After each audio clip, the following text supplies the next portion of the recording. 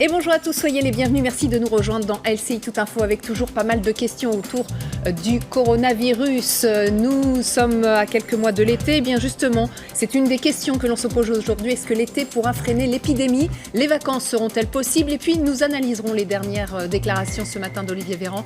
Le ministre de la Santé a expliqué la stratégie de la France sur les tests. Voilà les problématiques que l'on va aborder jusqu'à 15h avec nos invités. Virginie Leguette avec nous, bonjour. Chef adjointe du service politique de Paris Match. Béatrice Clairaz, bonjour, pharmacienne et présidente du syndicat des pharmaciens des Hauts-de-France, et le docteur des Hauts-de-Seine, pardon. Je vais un peu trop loin. Les Hauts-de-Seine en région parisienne. Et le docteur Bernard Huynh, bonjour, nous accompagne également, membre de la Fédération des médecins de France. On va regarder de nouveau le bilan de la France communiqué chaque soir. Vous le savez, il est d'un peu plus de 22 000 morts et 4 870 personnes en réanimation. Alors sur ce point, ça baisse chaque jour. C'est évidemment un motif de satisfaction, mais la circulation du virus reste à un niveau élevé et la France fait toujours face à une épidémie massive et sévère. C'est ce qu'a rappelé Jérôme Salombo hier lors de sa conférence de presse.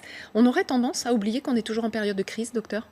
Et on oublie, dès qu'on est guéri, de toute façon c'est comme ça, quand on est malade, dès qu'on est guéri, on a l'impression que la maladie est une histoire ancienne, donc c'est pas encore tout à fait aussi ancien, je pense qu'on est en convalescence, et donc il faut ménager nos forces. Et donc ne pas faire n'importe quoi. Et donc ne pas faire n'importe quoi, pour le moment encore, d'être raisonnable. Raisonnable. Alors raisonnable jusqu'au 11 mai, en tout cas c'est la date qui a été annoncée par le gouvernement.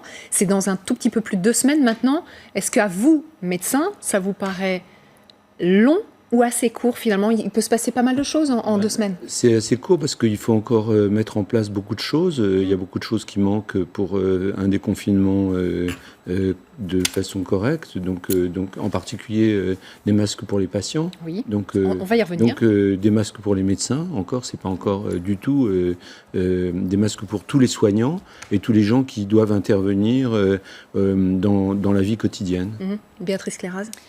Oui, non, c'est vrai que c'est pas forcément évident parce que ça fait maintenant un petit moment que ça dure. Le fait d'avoir parlé de déconfinement, ça permet aussi aux gens de se projeter. Oui. Et c'est humain, on a besoin de se projeter. On n'a pas l'habitude, on a moins l'habitude de vivre le moment présent. Et le moment présent, aujourd'hui, il est compliqué.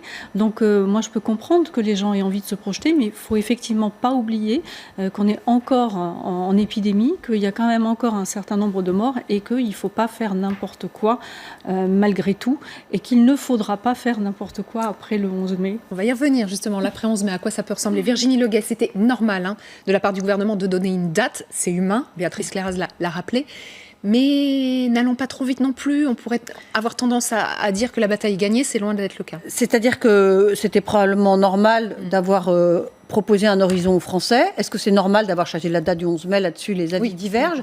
Ce qui peut-être était plus compliqué, c'est que cette date a été lancée sans même que les mesures aient été préparées en amont. On a l'impression que le président de la République a voulu jusqu'au bout montrer qu'il était seul en maîtrise de ce qui se passe en ce moment et que c'est lui qui faisait les annonces. Est-ce que pour autant, il avait bouclé toutes les annonces concernant tous les secteurs qui vont devoir préparer ce 11 mai? C'est moins sûr. Donc on voit bien la très grande complexité des 2 semaines qui restent et le calendrier extrêmement court qui s'annonce. Oui, ça cavale pas mal. Alors, la condition d'un déconfinement réussi passe-t-elle par des tests massifs? Olivier Véran était dans un laboratoire ce matin en Seine-Saint-Denis. Il a expliqué la stratégie de la France en la matière. Qu'on fasse des études de surveillance épidémiologique très fines dans chaque territoire, en allant tester de façon aléatoire d'ailleurs des gens asymptomatiques, identifier tous les cas contacts, toutes les personnes qui ont été en contact prolongé et rapproché avec les personnes malades, aller les dépister systématiquement, isoler qui doit être isolé, ça c'est la méthode qui fonctionne. C'est la méthode qui fonctionne et qui a un impact sur le déroulé de l'épidémie. Tester 65 millions de Français tous les jours, voire 2 fois par jour, c'est un non-sens parce qu'on ne peut pas le faire et que je vous garantis qu'on aurait très peu de volontaires. Voilà, ça c'est la méthode qui va être appliquée. Elle est normale pour vous? Il est logique de confronter une population symptomatique avec celle aléatoirement, celle qui ne l'est pas? Il faut qu'on arrête de fonctionner au doigt mouillé. C'est-à-dire que pour le moment... C'était le cas jusqu'ici? Pour le moment, on n'a pas fait assez de tests, on n'a pas fait assez d'analyses. La plupart des soignants, par exemple, n'ont pas été testés. Donc ce serait quand même pas mal, avant de reprendre, de soigner les cancers et les infarctus, de savoir si on si on est porteur, si on est à risque, si on risque d'être contaminé. Donc pour un soignant, c'est bien. Et puis pour le malade, c'est bien aussi de savoir que son praticien, il a été testé, qu'il est négatif, c'est mieux. Donc ça induit une meilleure ambiance. Pour les pharmaciens, par exemple, c'est sympa de savoir si pendant toute cette épidémie sans masque, on a été contaminé, ou si au contraire on est passé au travers et qu'on continue à être à risque. Nous, on pense en général qu'on a été contaminé, qu'on a fait des formes pas très importantes, et qu'on a eu de la chance qu'on n'est pas allé en réa, mais c'est pas encore. Les tests sont indispensables. Ouais, les tests. Alors là, il y a 2 sortes de tests. Là, on est d'accord. Olivier Véran ne parle que des tests avec un écouvillon diagnostic. Voilà, diagnostic. Parce qu'on va revenir sur les tests sérologiques parce qu'il y a 2 choses. Donc ça, ce sont des tests au jour J. On est bien d'accord. Ouais. Exactement. Et ça sert pour écarter les malades. C'est-à-dire que si vous êtes testé positif avec ce test-là, le mieux, c'est que vous soyez pris en charge, en tout cas écarté de votre lieu familial, de votre lieu de travail. C'est ça. En fait, aujourd'hui, le test PCR, c'est celui qui permet d'affirmer que vous avez la maladie, que vous avez développé la maladie, et donc qui va nécessiter des précautions de vous isoler, de vous confiner, de vous mettre à l'écart. C'est le seul test aujourd'hui qui permet de diagnostiquer. Alors, on a des faux négatifs. On peut avoir des faux négatifs, puisque, a priori, ce test, il est fiable à 70%, soit lié à la technique, finalement, à celui qui fait le test, ou alors parce qu'il est fait trop tôt parfois. Et qu'effectivement, on ne retrouve pas forcément le virus dans le prélèvement qui a été fait. Et un patient peut être testé négatif un jour et le lendemain être testé positif. Donc, il y a quand même des faux négatifs. Donc ça, il ne faut pas l'oublier. Il ne faut pas l'oublier malgré tout. Donc, ce n'est pas une garantie à 100%. Alors, en fait, ce n'est pas une garantie à 100%. Et je crois que dans le doute, quand il y a des symptômes et qu'il y a des tests qui sont négatifs ou confirmeraient, le scanner permet de valider le diagnostic.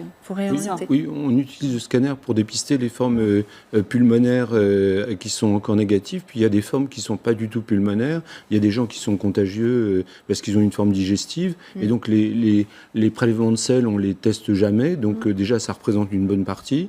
Et de toute façon, par contre, ce qu'il y a, c'est qu'il n'y a pas de faux positifs dans ce genre de méthode. C'est-à-dire que quand vous êtes positif, vous êtes contagieux, vous devez être isolé. Et ce qui n'a pas été le cas pour la plupart d'après les médias, pour les marins du porte-avions. Oui. Donc, si vous voulez, là, c'est quand même un mauvais emploi du test.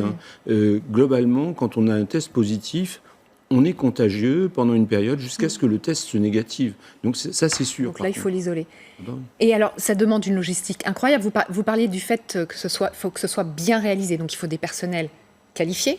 Il faut pas mal de monde. Où est-ce qu'on peut les faire? Avec qui? Est-ce que vous avez une idée de comment ça peut se passer ou pas? De toute façon, les PCR, c'est les laboratoires d'analyse, les biologistes qui les font, ou alors à l'hôpital. Et certains le font en drive, dans les voitures, mais il faut que ce soit bien réalisé. Aujourd'hui, ces tests-là, il n'y a que à l'hôpital ou dans les labos d'analyse de ville qui les réalisent.